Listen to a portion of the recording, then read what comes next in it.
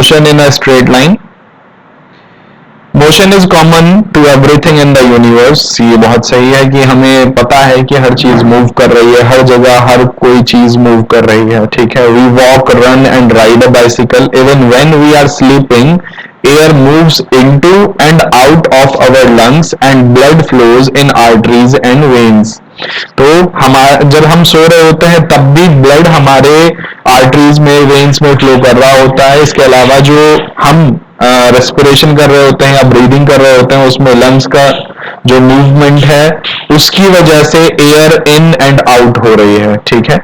We see leaves falling from trees and water flowing down a dam. तो हम पेड़ों से पत्तियों को गिरना देखते हैं और पानी डैम में बहना देखते हैं। Automobiles and planes carry people from one place to other.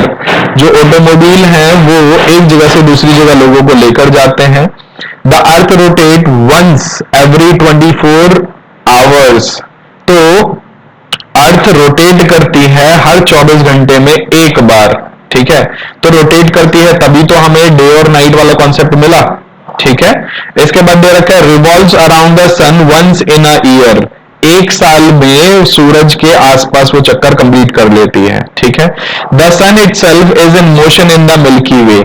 जो सन है, जो कि एक स्टार है, वो भी खुद में मिल्की वे में मोशन कर रहा है। Milky Way which is again moving within its local group of galaxies. Again Milky Way भी क्या कर रही है? मोशन कर रही है, ठीक है।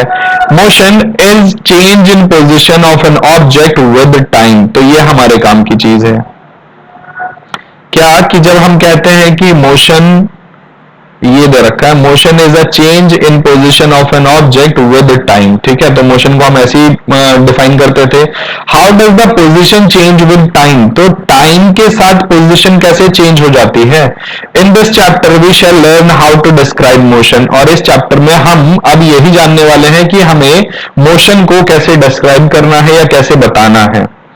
For this we develop the concept of velocity and acceleration। और ऐसा करने के लिए हमारे पास दो नए कॉन्सेप्ट आए हैं जिसे हम velocity और acceleration नाम से जानते हैं। We shall confine ourselves to study of motion of object along a straight line called the rectilinear motion। ये हम पढ़ चुके हैं 9th क्लास में, रेक्टिलिनियर मोशन या motion in a straight line, ठीक है। तो उसने कहा कि यहां पर हम सिर्फ और सिर्फ स्ट्रेट लाइन मोशन की बात करेंगे, इसके अलावा और किसी दूसरे मोशन की बात नहीं करेंगे। For the case of rectilinear motion with uniform acceleration a set of simple equation can be obtained. तो इक्वेशंस ऑफ मोशन हमारे पास थी, है ना। तो उसमें ये कह रखा है कि अगर रेक्टिलिनियर मोशन की बात करी जाए तो हमारे पास सिंपल कुछ इक्वेशंस आ सकती हैं। Finally, to understand the relative nature of motion, we introduce the concept of relative velocity। ठीक है, relative nature of motion का क्या मतलब है? यहाँ पर हम बात कर रहे हैं किन्हीं दो चीजों के बीच के रिलेशन की, ठीक है। तो इसीलिए हमें जरूरत पड़ेगी बाद में रिलेटिव वेलोसिटी की, ठीक है। जब दो वेलोसिटीज के बीच का एक रिलेशन हम पढ़ रहे होंगे या एस्टैब्लिश करेंगे। In our discussions, we shall treat the objects in motion as point subjects। जब हम अपने डिस्कशन की बात करेंगे तो हम जो ऑब्जेक्ट्स हैं मोशन में उन्हें पॉइंट ऑब्जेक्ट समझ के बात करेंगे, चाहे वो सन की बात हो, चाहे मतलब हम पूरे एक प्लैनेट की बात कर लें या कहीं पर दूसरी कोई ऑब्जेक्ट मूव कर रहा हो, साइकिल हो, बाइक हो, ट्रक हो, ट्रेन हो, सबको जब भी हम मोशन की बात करेंगे तो पॉइंट साइज ऑब्जेक्ट लेकर हम उन्हें डील करेंगे, ठीक है। This approximation is valid so far as the size of the object is much smaller than the distance it moves in a reasonable duration of time. तो ये अप्रोक्सीमेशन तब तक तो ठीक है जब हमारे पास जो ड्यूरेशन ऑफ टाइम है वो एक लिमिट में है, ठीक है, कंसिडरेबल है, जिसे हम कंसिडर कर सकते हैं। In a good number of situations in real life, बहुत सारी सिचुएशंस में हमारी जो रियल लाइफ में हमें देखने को मिलती हैं, the size of objects can be neglected and they can be considered as point like objects without much error. तो हम डे टू डे लाइफ में या अपनी एवरीडे लाइफ में अगर हम चाहे तो वहां पर जो ऑब्जेक्ट का साइज है उसे नेग्लेक्ट कर सकते हैं और हम पॉइंट साइज लेकर उन्हें हम कैलकुलेट कर सकते हैं या उन्हें डील कर सकते हैं और कोई भी एरर हमें देखने को नहीं मिलेगी। ठीक है। Next, in kinematics we study ways to describe motion without going into the causes of motion. तो काइनेमेटिक क्या है? तो काइनेमेटिक होता है एक ब्रांच फिजिक्स की जिसमें हम बात करते हैं कि मोशन को कैसे एक्सप्लेन करेंगे, डिस्क्राइब करेंगे, रिप्रेजेंट करेंगे, सिंबलाइज करेंगे। ठीक है। लेकिन हम यहां पर ये नहीं जानेंगे या ये मैटर नहीं करेगा हमारे लिए कि वो मोशन हुआ किस वजह से है। ठीक है। दो कार की स्पीड की हम बात करेंगे, लेकिन कार की स्पीड कहां से आई, किस वजह से वो मूव कर रही है, उससे हमें कोई मतलब नहीं है। काइनेमेटिक कहता है कि कैसे हम उनके ऑब्जर्वेशन को या उनके मोशन को स्टडी करेंगे। ठीक है। हमें इस चीज से मतलब नहीं है कि वो कहां से आया। आगे चलते हैं। What causes motion described in this chapter. अब हम पढ़ेंगे कि मतलब इस चैप्टर में हम पढ़ेंगे कि कैसे हम मोशन को डिस्क्राइब करें। And the next chapter forms the subject matter of chapter 5। अगला जो चैप्टर है वो चैप्टर नंबर 5 के लिए एक बेसिक बन जाता है। ठीक है, बेस बन जाता है। Position, path length and displacement. ठीक है। तो पोजीशन का क्या मतलब है, पाथ लेंथ क्या होता है और डिस्प्लेसमेंट कैसे अलग है पाथ लेंथ से। ठीक है। Earlier you learn that motion is change in position of an object with time. आपने आज तक क्या पढ़ा है? मोशन का मतलब change in position with respect to time. In order to specify position, we need to use a reference point and a set of axes. मतलब x axis, y axis, z axis. अब हमें क्या करना है, जब हम पोजीशन को refer करेंगे या पोजीशन बताएंगे किसी भी ऑब्जेक्ट की, तो हमें एक रेफरेंस पॉइंट का इस्तेमाल करना पड़ेगा और हमें इस्तेमाल करनी पड़ेंगी एक्सेस। ठीक है, x, y, z। It is convenient to choose a rectangular coordinate system consisting of 3 mutually perpendicular axes labeled as x, y and z axes. ठीक है। अभी तक आप जब x, y, z बनाते थे तो x, y, z आप बनाते थे कुछ इस तरह से। आप इस तरह से ग्राफ बनाएंगे, ये आपके लिए x हो जाता था, ये आपके लिए y हो जाता था। लेकिन अब चीजें बदल जाएंगी इस साल से। जब आप बनाएंगे ना तो आप इसे इस तरह से बनाएंगे। ठीक है। तो देखिए यहां पर अब आप कुछ भी किसी को भी नेम कर दें, कोई फर्क नहीं पड़ता, लेकिन ज्यादातर केसेस में आपको मिलेगी ये वाली z एक्सिस, ठीक, ये वाली x एक्सिस और ये वाली y एक्सिस। इसके अलावा और क्या लिखा होगा? कुछ बुक्स में इसे x ले रखा है, इसे यहाँ y ले रखा है और ये वाली जो है ये z है। मैं आपको 3D में समझाता हूं। आपके मोबाइल की स्क्रीन, इसका एक कोना देख लीजिए, उसमें एक तो हो गया x, दूसरा हो गया y और जो z है वो आपके तरफ निकल के आ रहा है उस कॉर्नर में से। ठीक है। तो ये हो गई 3D, ये रेक्टेंगुलर कोऑर्डिनेट सिस्टम बोलते हैं इसे। इसमें तीनों एक्सिस जो होती हैं वो एक दूसरे के परपेंडिकुलर होते हैं। ठीक है, x, y, z यहां दे रखा है। The point of intersection of these 3 axis is called origin. तो ओरिजिन क्या होता है? जब तीनों पॉइंट्स या तीनों एक्सिस एक जगह आकर इंटरसेक्ट करती हैं उसे क्या बोलते हैं? ओरिजिन।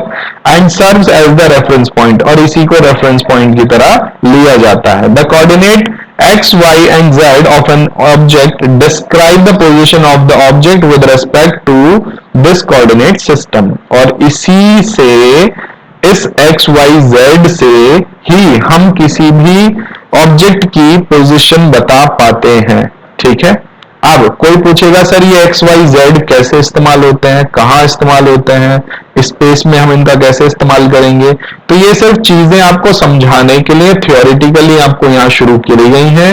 इनके बेसिस पर ही हम आगे डायरेक्शन का जो मतलब कैलकुलेशन है वो करेंगे। ठीक है, बड़े लेवल के लिए बेसिक तैयार हो रहा है। अब देखिए आगे की बात करते हैं। ये बहुत काम की चीज है, यहां जो लिखा हुआ है, यहां दे रखा है to measure time we position a clock in this system, this coordinate system along with the clock constitute a frame of reference. तो फ्रेम ऑफ रेफरेंस क्या होता है? फ्रेम ऑफ रेफरेंस का मतलब है यहां पर कि जब हम बात करेंगे इस कोऑर्डिनेट सिस्टम के साथ साथ हम टाइम को अगर रख दें तो ये हो जाता है फ्रेम ऑफ रेफरेंस। ठीक है, तो coordinate system x y z, उसके साथ साथ अगर हमने वहां पर एक टाइम मेजरमेंट भी रख दिया तो वो बन जाता है हमारे लिए फ्रेम ऑफ रेफरेंस। ठीक है, तो क्वेश्चन डायरेक्ट पूछा जाएगा, how will you define frame of reference? तो फ्रेम ऑफ रेफरेंस जब कोऑर्डिनेट सिस्टम को हम टाइम के साथ जोड़ देंगे तो बन जाएगा फ्रेम ऑफ रेफरेंस। ठीक, आगे दे रखा है, in one or more coordinate of an object change with time. अगर एक या एक से ज्यादा कोऑर्डिनेट किसी भी ऑब्जेक्ट के टाइम के साथ बदलते हैं तो we say that object is in motion. तो ऑब्जेक्ट मोशन में है। यहां पर उसने कहा एक या एक से ज्यादा, मतलब कोई सा भी कोऑर्डिनेट अगर खिसकेगा तो हम कह देंगे कि वो ऑब्जेक्ट मोशन में है। सिर्फ कोऑर्डिनेट की बात हो रही है, टाइम की बात नहीं हो रही है। उसने कहा अगर कोई सा भी कोऑर्डिनेट बदलेगा तब वो मोशन में माना जाएगा। ठीक है, otherwise the object is said to be at rest with respect to this frame of reference. Otherwise हम उसे क्या कह देंगे कि वो रेस्ट में है। ठीक है, the choice of a set of axes in a frame of reference depends upon the situation.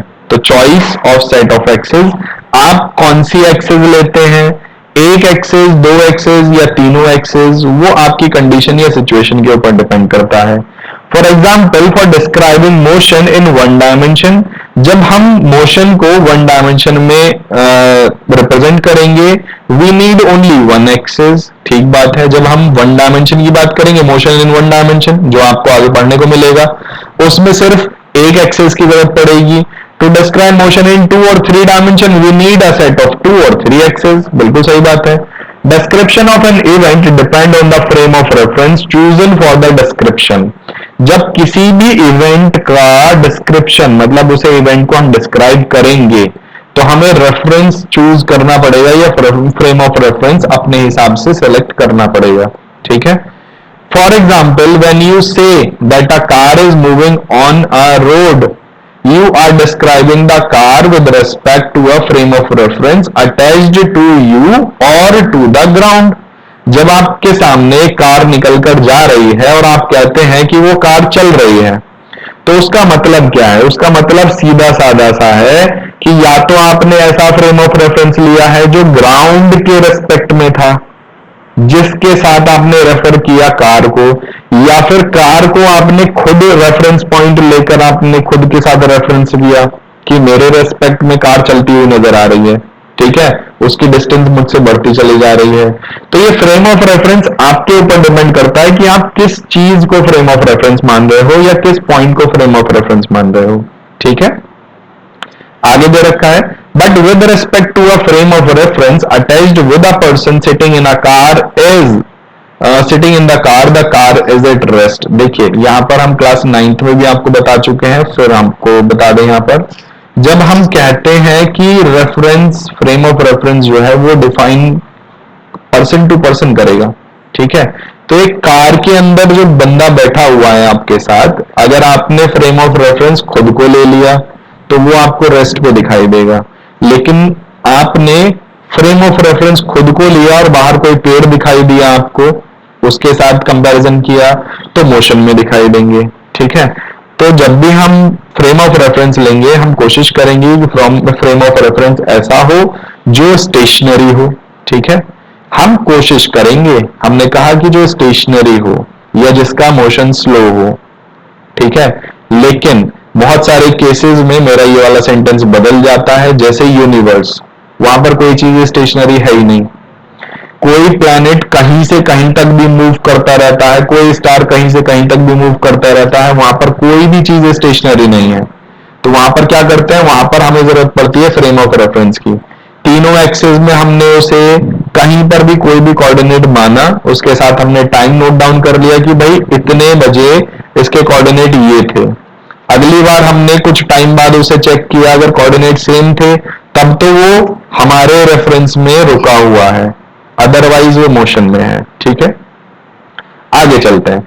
To describe motion along a straight line we can choose an axis say x axis. अगर सिर्फ एक straight line की बात करें, motion अगर straight line में हो रहा है तो सिर्फ हमने एक एक्सेस चुन ली, मान लीजिए x axis, so that it coincide with the path of the object, ताकि जो ऑब्जेक्ट है जिस रास्ते वो जा रहा है उसी रास्ते या उसी की डायरेक्शन में हमारी एक्स एक्सिस भी हो.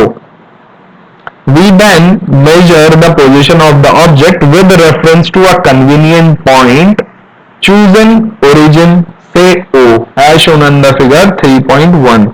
तो मान लीजिए यहां पर दे रखा है, ये है ओरिजिन बीच में O. इसी तरह का एक डायग्राम आपको क्लास 9th में भी दिया गया था, है ना, उसमें भी डिस्प्लेसमेंट, डिस्टेंस, इन सब की बात हुई थी. तो देखिए उसने कहा कि मान लीजिए अगर हमने कोई भी ऑब्जेक्ट जिसका मोशन हो रहा है उसके लिए हमने एक फ्रेम ऑफ रेफरेंस या पोजीशन सेलेक्ट कर ली जिसे हमने यहाँ पर ओरिजिन बोला है. ठीक है, तो positions to the right of a are taken as positive, तो ये बात हमें पता है, इधर वाली सारी वैल्यूज जो होंगी वो प्लस और इधर वाली जो वैल्यूज होंगी वो माइनस.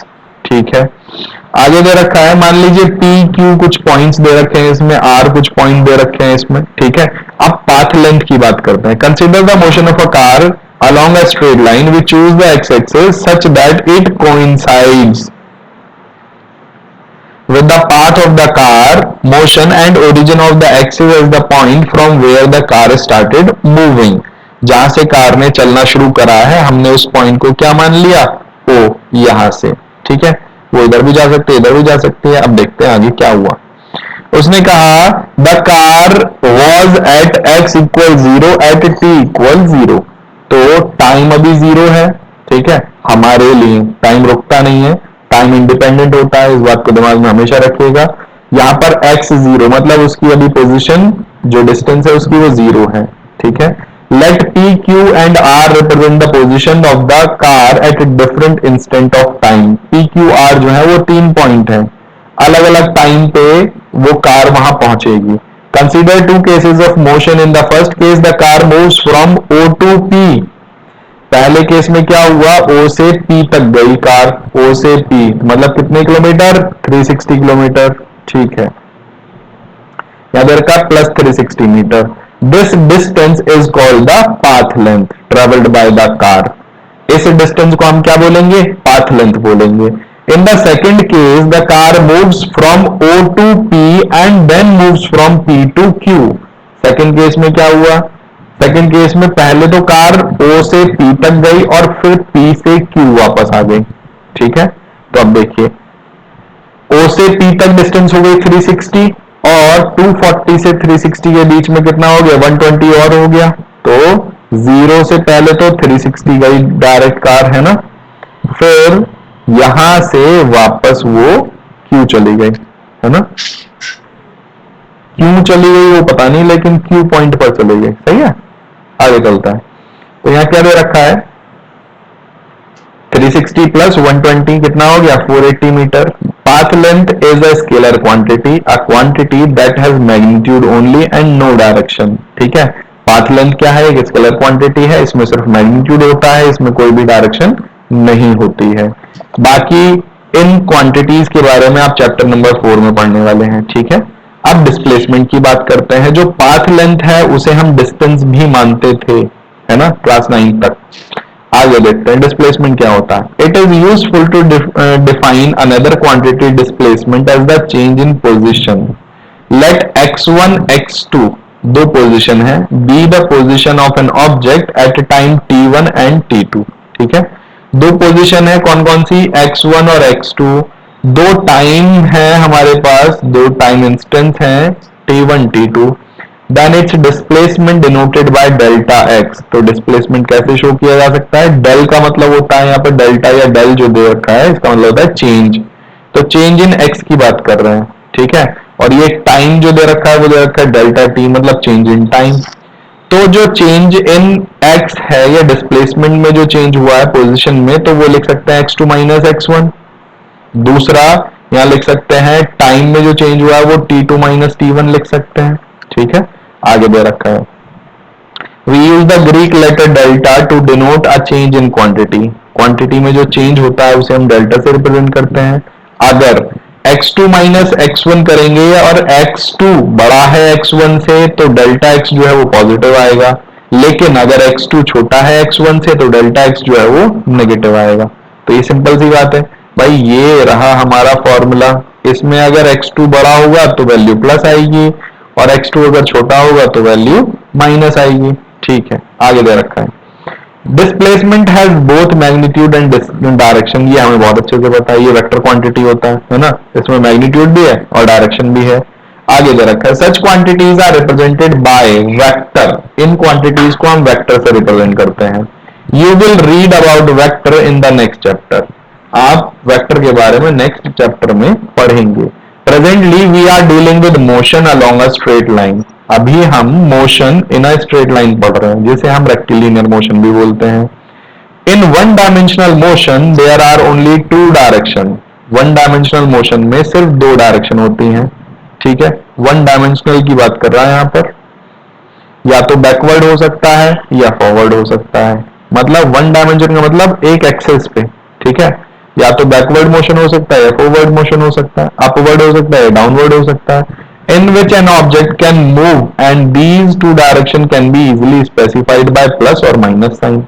ठीक है, मान लीजिए अपवर्ड डायरेक्शन जो है उसे हमने प्लस से रिप्रेजेंट कर दिया, तो हमारे पास जो डाउनवर्ड डायरेक्शन होगी उसे हम माइनस से रिप्रेजेंट कर देंगे। अगर फॉरवर्ड डायरेक्शन को हम प्लस से रिप्रेजेंट कर रहे हैं तो जो बैकवर्ड डायरेक्शन होगी उसे हम माइनस साइन से रिप्रेजेंट कर देंगे। ठीक है, इतनी बात। आगे चलते हैं, यहां दे रखा है for example displacement of the car in moving from O to P. O से पी के लिए जब मूवमेंट किया तो x2 माइनस x1, यहां से o से p गया ना, ये o से p गया तो p कितना है 360, o कितना है 0, तो 360 माइनस 0 करा तो 360 आया। ठीक है, तो ये डिस्प्लेसमेंट कितना हो गया 360। The displacement has a magnitude of 360 metre and is directed in the positive x direction as indicated by positive sign. तो डिस्प्लेसमेंट कितना है 360 x डायरेक्शन में, वो भी पॉजिटिव x में। ठीक है, similarly the displacement of the car from p to q is 240 minus 360। तो देखिए यहां पर q कितना है 240 माइनस p कितना है 360, तो ये कितना हो गया माइनस 120। इस माइनस साइन का मतलब अपोजिट डायरेक्शन में। ठीक है, the negative sign indicate the direction of the displacement. Negative sign से क्या पता चलता है डिस्प्लेसमेंट की direction. Thus, it is not necessary to use vector notation for discussing motion of object in one dimension.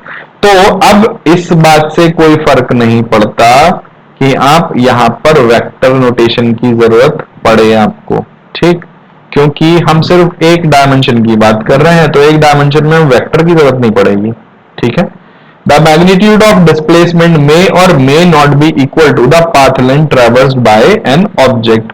तो इसने क्या रखा है कि जो डिस्प्लेसमेंट है, तो डिस्प्लेसमेंट डायरेक्शन के डिस्प्लेसमेंट और पाथ लेंथ जो है वो इक्वल हो भी सकता है या नहीं भी हो सकता।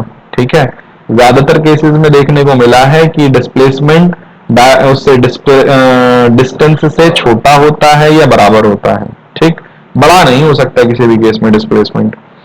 For example for motion of the car O to P, O से P जो मोशन हुआ था वो पाथ लेंथ थी 360, तो डिस्प्लेसमेंट कितना हो गया 360।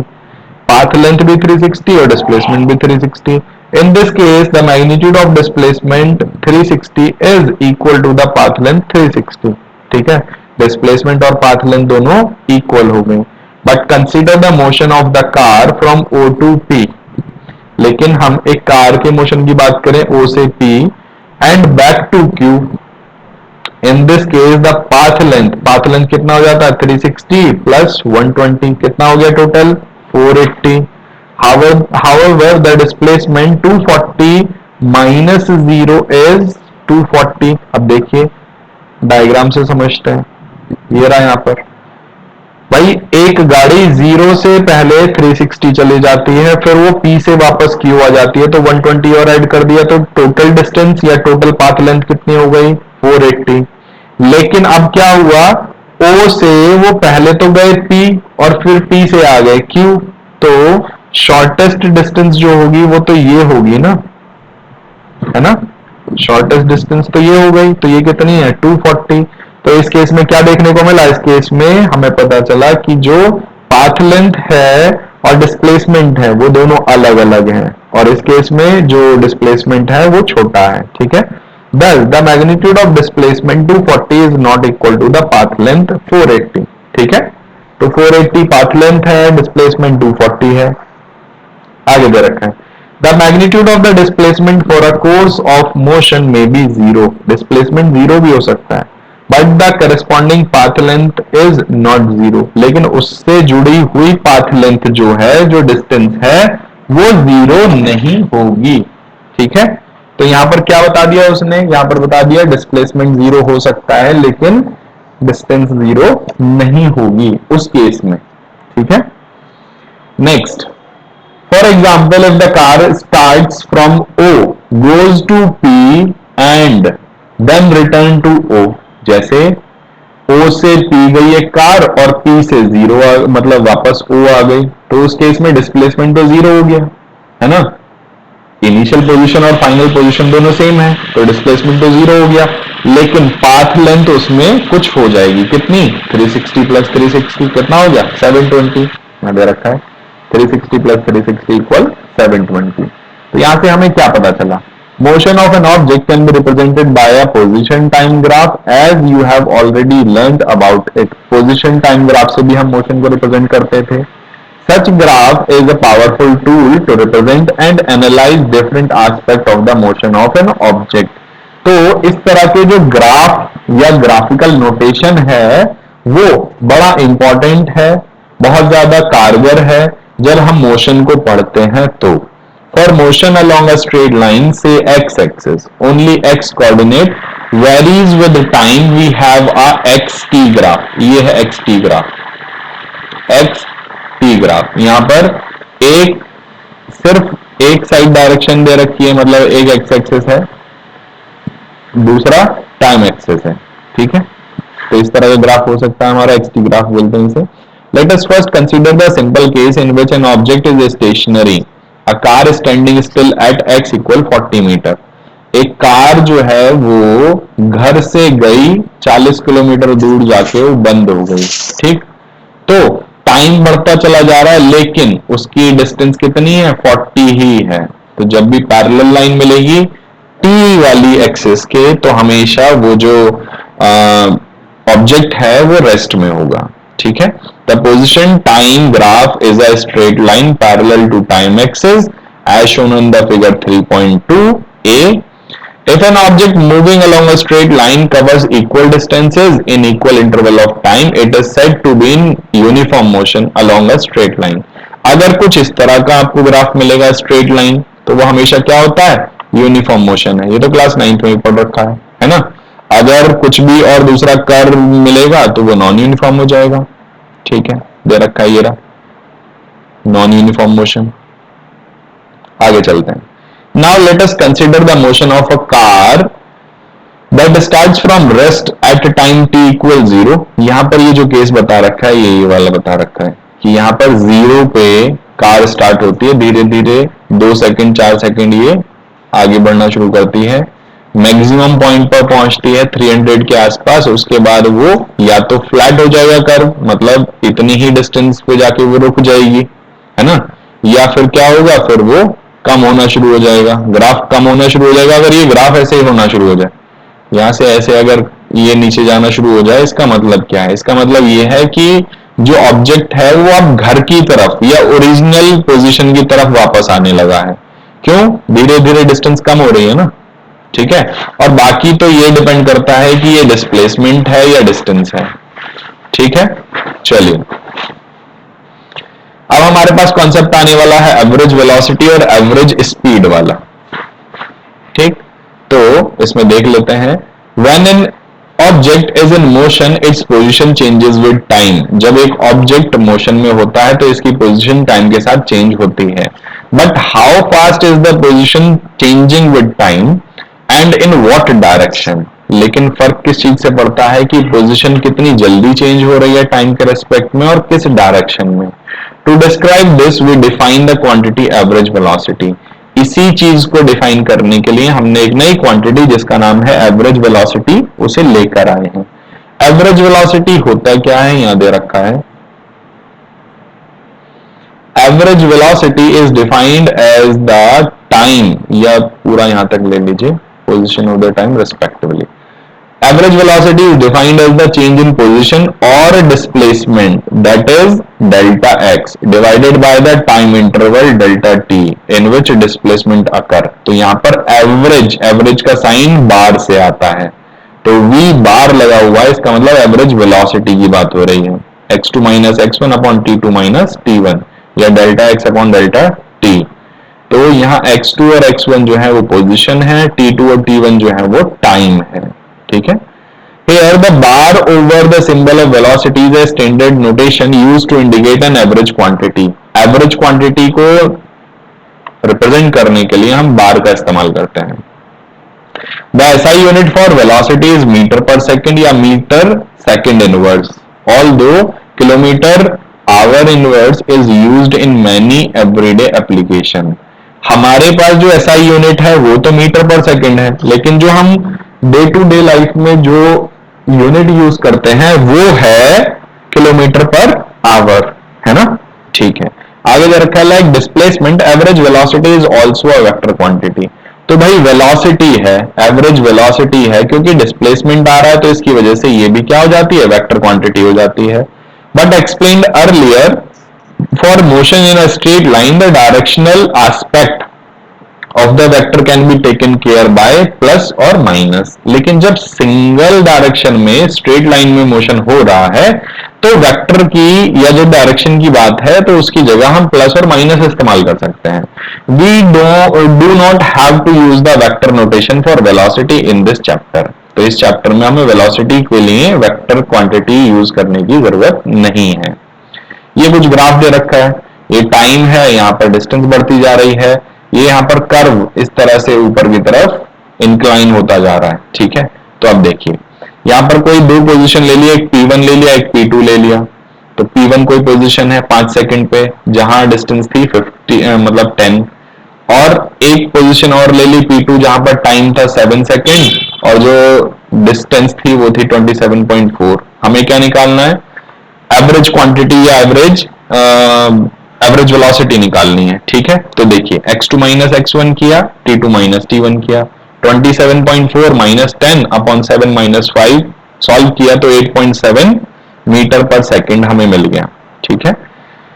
यहां दे रखा है geometrically this is the slope of the straight line P1 P2 connecting the initial position P1 and final position P2। ये कह रहा है कि अगर ज्योमेट्रिकली देखा जाए ना तो ये स्ट्रेट लाइन जो थी P1 P2 उसका स्लोप है, स्लोप मतलब tan थीटा वाला जो निकालते थे हम, ठीक है। तो एवरेज वेलोसिटी जो है उसका वो स्लोप है। आगे दे रखा है the average velocity can be positive or negative depending upon the sign of the displacement. तो डिस्प्लेसमेंट का जो भी साइन होगा, प्लस होगा माइनस होगा, उसी हिसाब से एवरेज वेलोसिटी का भी साइन प्लस या माइनस हो सकता है। If it is zero if the displacement is zero. अगर डिस्प्लेसमेंट जीरो होगा तो भाई जाहिर सी बात है एवरेज वेलोसिटी भी क्या हो जाएगी, जीरो हो जाएगी। यहां पर कुछ ग्राफ दिखा रखे हैं, इस xt ग्राफ में देखिए यहां पर क्या हो रहा है, एवरेज वेलोसिटी बढ़ती चली जा रही है, यहां पर एवरेज वेलोसिटी कम होती चली जा रही है। यहां पर एवरेज वेलोसिटी मतलब इसे कह सकते हैं ये x है ना यहाँ पर, तो यहाँ पर x क्या रखा है, यहाँ पर एवरेज वेलोसिटी जीरो हो गई क्योंकि यहाँ पर डिस्प्लेसमेंट में कोई चेंज मतलब कोई भी डिस्प्लेसमेंट चेंज नहीं हो रहा है, ठीक है। इसे हम रेस्ट वाली कंडीशन बोल सकते हैं। यहाँ पर क्या है, ये x डिस्टेंस, डिस्टेंस कांस्टेंट हो गई, तो कांस्टेंट हो गई तो कोई भी चेंज नहीं आएगा, चेंज नहीं आएगा तो बॉडी रेस्ट में हो गई, ठीक है। तो यहां दे रखा है इन्होंने the average velocity can be positive negative depending upon the sign, यहां पर दे रखा है इन्होंने।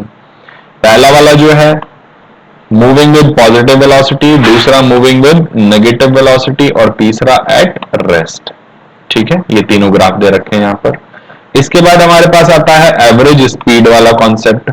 तो एवरेज स्पीड क्या होता था, एवरेज स्पीड की अगर बात करें तो हमारे पास वेलोसिटी का जो फॉर्मूला था वो था डिस्प्लेसमेंट अपॉन टाइम, स्पीड का जो फॉर्मूला था वो था डिस्टेंस अपॉन टाइम। ठीक है, तो अब देखते हैं आगे। Average velocity is defined above involve only displacement of the object. We have seen earlier that the magnitude of displacement may be different from the actual path length. तो हमने ये भी देख लिया था कि डिस्प्लेसमेंट जो है वो डायरेक्शन या डिस्टेंस से अलग हो सकता है ना। पाथ लेंथ से उसकी वैल्यू जो है वो वेरी कर सकती है। आगे देखते हैं। We introduce another quantity called average speed. Average speed एक नया कॉन्सेप्ट है।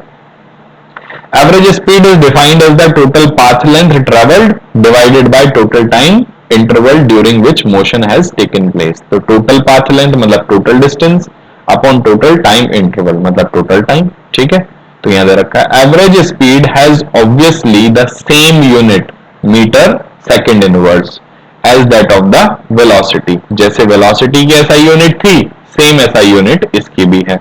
But it does not tell us in what direction an object is moving. लेकिन स्पीड से हमें यह नहीं पता चलता कि ऑब्जेक्ट किस डायरेक्शन में मूव कर रहा है। ठीक है, वो हमें वेलोसिटी से ही पता चलेगा बस। Thus it is always positive, तो ये सिर्फ पॉजिटिव ही रहता है हमेशा, in contrast to the average velocity which can be either positive or negative. जो एवरेज वेलोसिटी थी वो पॉजिटिव और नेगेटिव कुछ भी हो सकती थी, लेकिन एवरेज स्पीड हमेशा पॉजिटिव ही होती है। If the motion of an object is along a straight line and in the same direction, अगर किसी ऑब्जेक्ट का मोशन एक स्ट्रेट लाइन में है और सेम डायरेक्शन में है, the magnitude of the displacement is equal to the magnitude of the path length। देखिए यहां दे रखा है कि अगर एक ही डायरेक्शन में स्ट्रेट लाइन में अगर ऑब्जेक्ट मूव कर रहा है तो पाथ लेंथ और डिस्प्लेसमेंट दोनों इक्वल हो जाएंगे। उस कंडीशन में एवरेज वेलोसिटी और एवरेज स्पीड दोनों सेम हो जाते हैं। ठीक है, तो कई बार क्वेश्चन में पूछ लिया जाता है एमसीक्यू टाइप में कि इनमें से कौन सी कंडीशन में एवरेज स्पीड और एवरेज वेलोसिटी दोनों सेम होंगे। तो जब भी कोई ऑब्जेक्ट मूव कर रहा होगा एक ही डायरेक्शन में और स्ट्रेट लाइन में मूव कर रहा होगा। ठीक है, आगे दे रखा है अ car is moving along a straight line से OP in figure 3.1 it moves from O to P in 18 second and return from P to Q in 6 second. O से P जाने में उसे 18 सेकंड लगे, P से Q जाने में उसे 6 सेकंड लगे। What are the average velocity and average speed of the car in going O to P and from O to P and back to Q। तो देखिए पहले में हमें दोनों के दोनों केसेस में हमें एवरेज स्पीड और एवरेज वेलोसिटी निकालनी है। पहले O से P गए थे तो आपको याद होगा 360 मीटर डिस्टेंस चली थी, है ना। तो डिस्प्लेसमेंट 360 है, डिस्टेंस भी 360 था क्योंकि एक ही डायरेक्शन में तो गए थे, वापस कोई नहीं आया था। टाइम 18 सेकंड ही लगा था, तो दोनों वैल्यू क्या हो गई सेम, 20 मीटर 20 मीटर। लेकिन सेकंड केस में जब O से P जाएंगे और P से Q जाएंगे तो O से P गए और P से Q गए तो उस केस में डिस्प्लेसमेंट 240 था। टोटल टाइम जो लगा वो 18 + 6 24 हो गया, सॉल्व करा तो 10 आया। लेकिन एवरेज स्पीड क्योंकि टोटल डिस्टेंस चाहिए तो 360 + 120 अपॉन 24, इसे सॉल्व करेंगे तो कितना मिल जाएगा 20 मीटर पर सेकेंड। ठीक है, तो इस न्यूमेरिकल में उसने ये भी बता दिया कि एवरेज वेलोसिटी और एवरेज स्पीड की जो वैल्यू है वो सेम कब हो सकती है, अगर सेम डायरेक्शन और एक स्ट्रेट लाइन में मूव कर रहे हो, है ना। दूसरा डिफरेंट डिफरेंट कब हो सकती है, जब एक डायरेक्शन में मूव ना करके अलग अलग डायरेक्शन में मूव करे, चाहे एक स्ट्रेट लाइन में क्यों ना हो। ठीक है, एक स्ट्रेट लाइन तो थी लेकिन उसमें कुछ पॉजिटिव डायरेक्शन में कुछ नेगेटिव डायरेक्शन में मूवमेंट हुआ था जिसकी वजह से दोनों वैल्यू डिफरेंट हो गई। ठीक है, यहां दे रखा है in this case the average speed is not equal to the magnitude of the average velocity. This happens because the motion here involves change in direction so that the path length is greater than the magnitude of displacement. Speed is in general greater than the magnitude of the velocity. तो velocity से बड़ी होगी speed की value, ज्यादातर condition में ऐसा ही होता है। ठीक है, in example 3.1 the car moves from O to P and come back to O in the same time interval. Average speed is 20 meter, but the average velocity is 0. Average velocity zero क्यों हो गई? क्योंकि उसका displacement क्या हो गया? Zero. ठीक है. नेक्स्ट दे रखा है इंस्टेंटेनियस स्पीड एंड वेलोसिटी. तो इसे हम कंटिन्यू करने वाले हैं कल. ठीक है.